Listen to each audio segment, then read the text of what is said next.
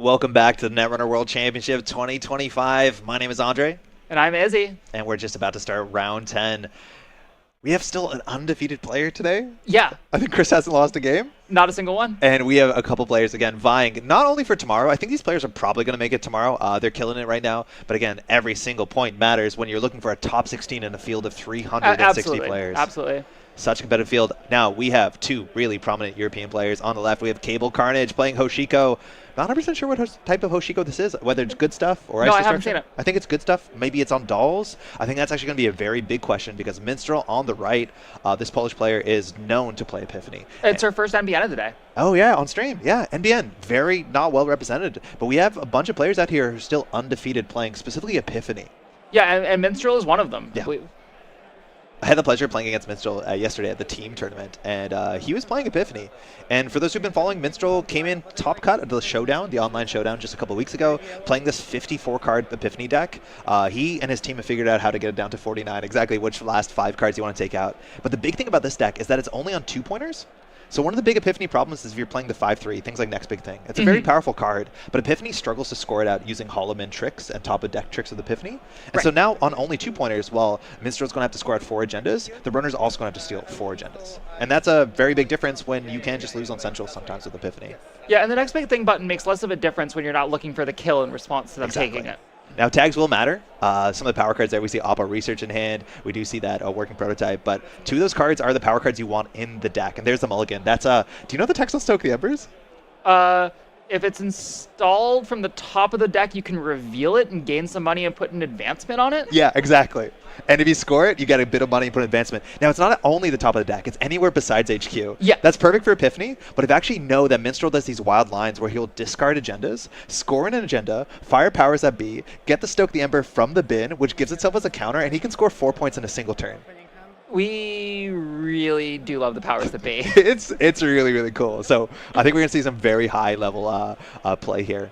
Now, it's up to cableCarnage to figure out, again, how bad the tag punishment is here. Usually we're looking at for 1 or 2 tag punishment cards, things like Shipment from Vladisibirsk, that's a bit of a fast advance. Get some counters on your advanced cards.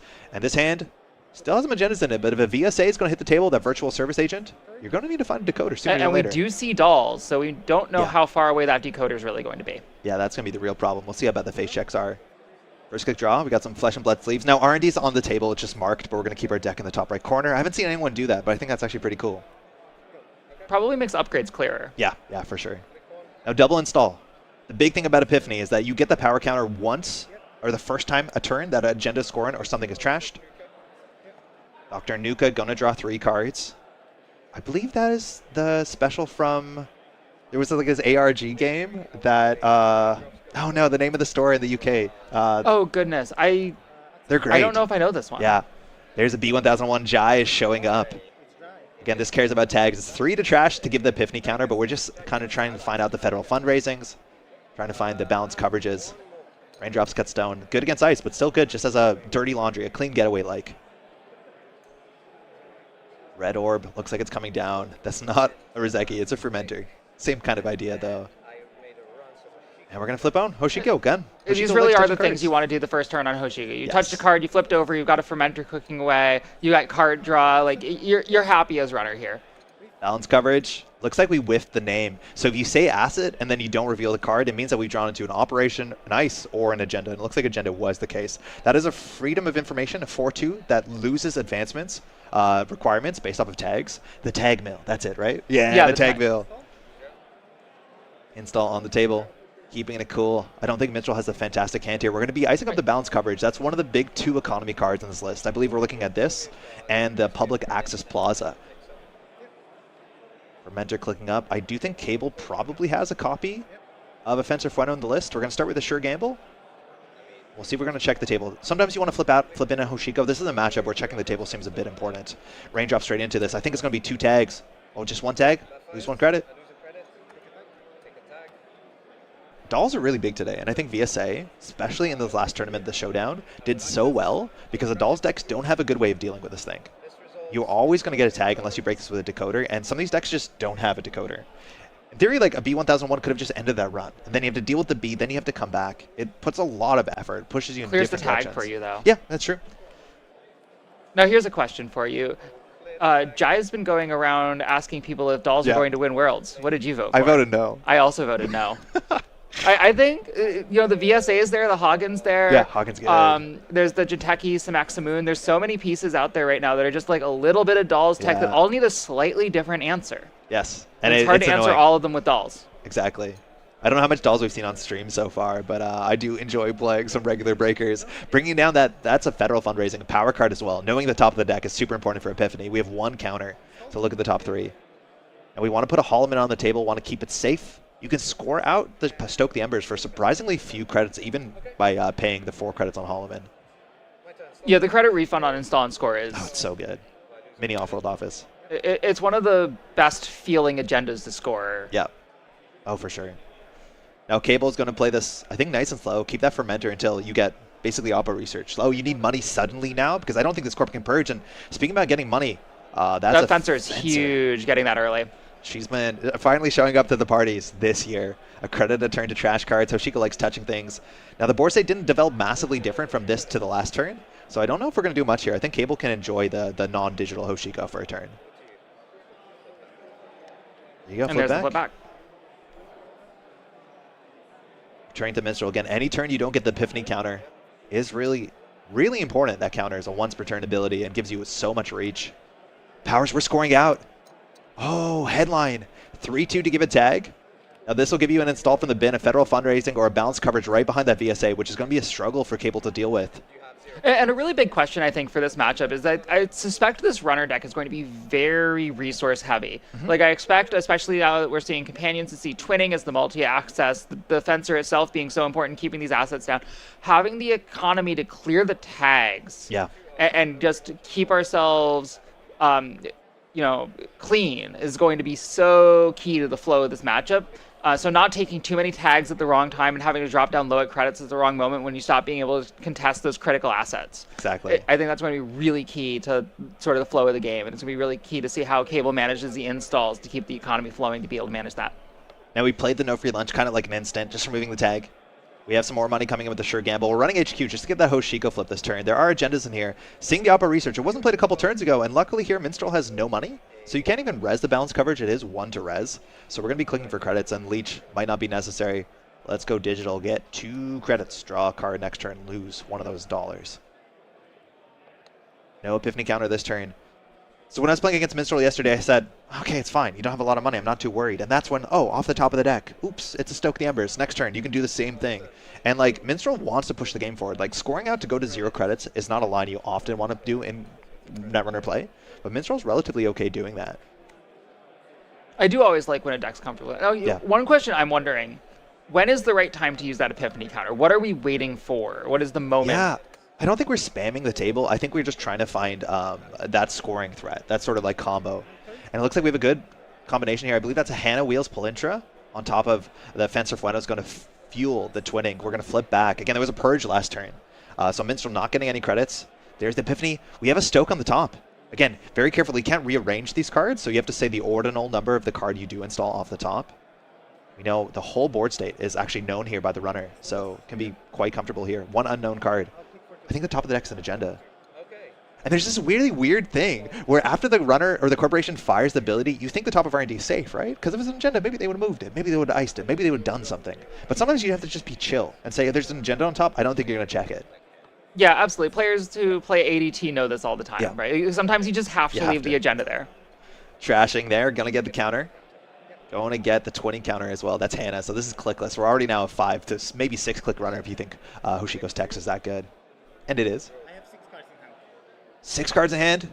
Calling a judge here. Judge! Big judge call. Good yell.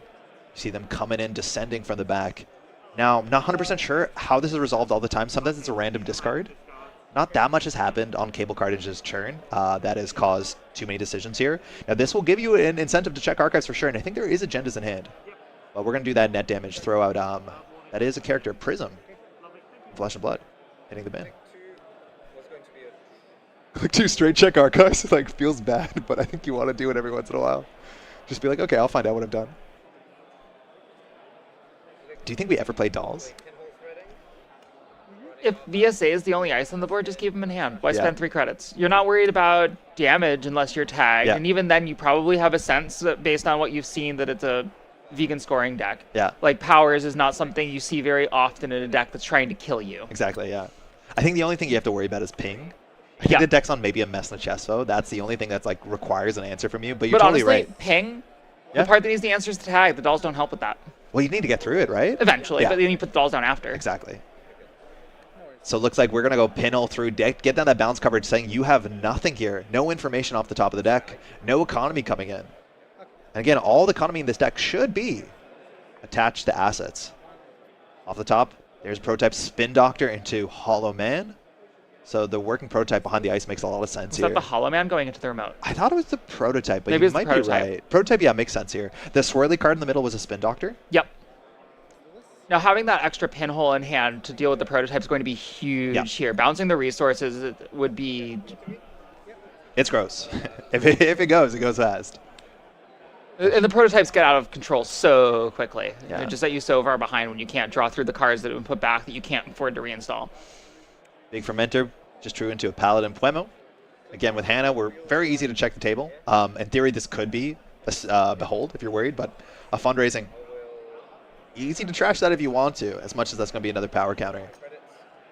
So that's going to be the counter. You're going to get another twinning charge here. Oh, going to res it before you trash it. You might as well, yeah, to get the counter on the prototype. There's the pinhole. Cable taking down the prototype. Now, credits here, you could see a small oppo going through, and that's when you just clear the fermenter and clear the tags. It's a bit of Absolutely. a speed bump. Actually going to be maybe more damaging financially to Minstrel's side of the table. Yeah, you're never upset to pop a fermenter for 4 credit or Yeah. for 8 credits, 4 counters. Paladin's coming down. I don't know if we would like tempo the Hannah if we get oppoed here. I think we'll just chill.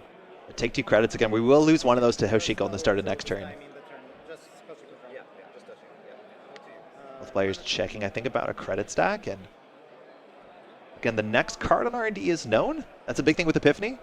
They install a card, mandatory draw a card. And I do imagine both players are tracking very carefully what Yeah. cards are known, what cards aren't known. When R&D lock, so to speak, has been broken. Cable getting there. The counter on the twinning was missed that turn. Again, if you use counters off of a known or off of an installed card, you use credits, excuse me. Resing a Spin Doctor. Draw there was a Hollow Man, and that hand is mostly agendas. Off-world office. 3 crypto crashes. That hand has like 8 points in it. Maybe 10 points. Not the worst hand I've seen on stream today. Well, when Minstrel just can't put, like, it's easy to have a hand of assets and just say, I'm going to shuffle 3 up and put them on the table. And when you're not doing that, kind of tells you something in dire here, but the Spin Doctor is going to fix it.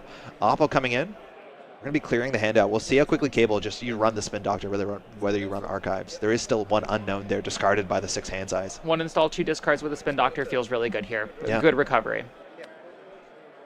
Well, see what's in the remote server. I don't think I have any way to cheat clicks. Like, this is not a Wage Workers deck. I don't think this is a cohort deck. So if you have a 4-2, you have to Hollow Man it.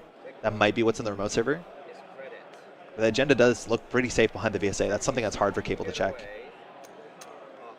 Couldn't get away running Archives. Going to get 6 credits and force the Spin Doctor to remove itself Yep. from the game. Pretty clear that there's agendas in there, putting those back. Yeah. Now, I think there's still a 3rd face card down there. In theory, Minstrel, you can shuffle this card to make it less obvious what's going back, but it's pretty clear that we were cleaning the hand there. There is 1 face down I think we still need to flip, if I'm not mistaken. Believe so. Face down, access. Face down check. Powers was random discarded. I think that's what Minstrel would have discarded anyways. Seems likely. Yeah. Click 3, I will draw a card. Yep. Click 3, we're drawing. I'll give a little cut. Cards in hand, not very useful. Like, Cable is staying afloat. Got good drip economy coming in, of course. And Fermenter is still just chilling. We can't really tell how tall it is, but we're going to do a Hannah run on that. I think it Gonna has bring it 4 down. counters on it right now, if I haven't lost count. Yeah, that sounds right. Heading towards 5. Now we know the Oppo is coming. That's all we got right now. Gonna take a credit again, that hand. Do you know what the 1 coster on the left is with the mail on it? I'm not 100% sure. Maybe it's another Nuka. Sorry? We're gonna be drawn up. Now the deck was totally shuffled, now that we have information. We have 1 Epiphany counter. A second VSA is actually pretty reasonable here. Just a really solid piece of Yeah. ice into the matchup. Just so taxing. If you can just protect 3 the credits and a B1000, click. Yeah. But B1000 now is like very, very valuable. Off the top, Crypto Crash. Oh, we're going for it. He has, exactly. This is what I mean. On 4 credits, you actually can threaten out a score. This is wild. So now you res the Hollowman, pay 4, and you actually end up still with credits left. Imagine fast advancing from the top of the deck for 4 credits. It's wild. Like this is, I don't think a lot of players know the reach of this thing. Right? Like just slowly we're really pushing forward. seeing it happen. Yeah. Here. Like you have to be slightly more aggressive than I think you do because the thresholds here are so low. With 2 pinholes out, that Hollowman has to go down. If there's another Stoke on top of the deck, you can just do this again next turn. You install, you get money, you pay 4, you have a click left. Of course, even after you no do it. Epiphany counters. Yes, That's exactly. got to be the other VSA going outside it. That's take 2 tags, lose 2 credits to go touch the Hollow Man. Yeah. Maybe with the 1-3-2 out, you can let that Hollowman chill and just not give any counters. But if you want to run R&D, you want to get any aggression on to steal those agendas, you're going to give counters. Yeah, absolutely. And of course, it's not just trashing. It's stealing an agenda gives the Epiphany counter. Exactly. So interacting here is just tricky. Like, you can go up 2 points, but is it worth it when your opponent bounces back by saying, okay, here's 2 more for me? Yeah, we're on game point suddenly. Worried about 1-costers. It is a cupulation. Oh, sick. More tag mill stuff. We're checking this. That has a counter on it, just to remember that it's marked. Cool thing is you can use the counter on Fencer Fueno to use the cupulation because it is after the run is successful. Yeah, and this is not considered very a steal. nice tech for this. Yeah, very cool. This Hosh seems very well positioned to this, other than the dolls lining up so poorly into the ice. Like, we've got the Fencer clicking, we've got cupulation to avoid the counter, we've got the Hannah to be able to check everything. The pieces are here for the runner, and somehow he's still on the back foot. Yeah. Needs to keep up. If he deals with the Hollowman again, it looks like we're checking this, going to take a tag. Outermost is another VSA. We're 2 tags in here. Okay, fires. So we're going to lose a credit, take a tag. And do we jack out here? Yeah. Yeah, absolutely. You have no money. We're okay here. We're going to clear the tag. No oppo threat. We're just sitting again. These matchups are not about seeing as many cards as you 10 credits can. off the Fermenter feels really clutch here. Purge would be pretty bad. Right, like for a lot of players, hey, I have a 20, R&D's open, send it. But this is about controlling the board state. This is a bit about, like, you know, pressuring your opponent, pushing them out of the game, which, like, you know, a Minstrel's still staying in the game. You will have time to spend those twinning counters. Sending them now does not get you closer to winning the game. Yeah. In a really meaningful way, it brings you closer to losing. You know, and speaking of winning the game, the one card that's been hand since turn 1 is the finality.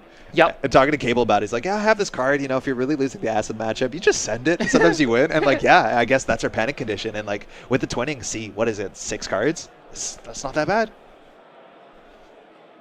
The hand is dolls, twinning. I think we see a Keiko there, which is still a really good econ card, a credit a turn. Honestly, I wouldn't be surprised if we see a sweep the hand, touch a 2-pointer, okay, it's time. Yeah, send it.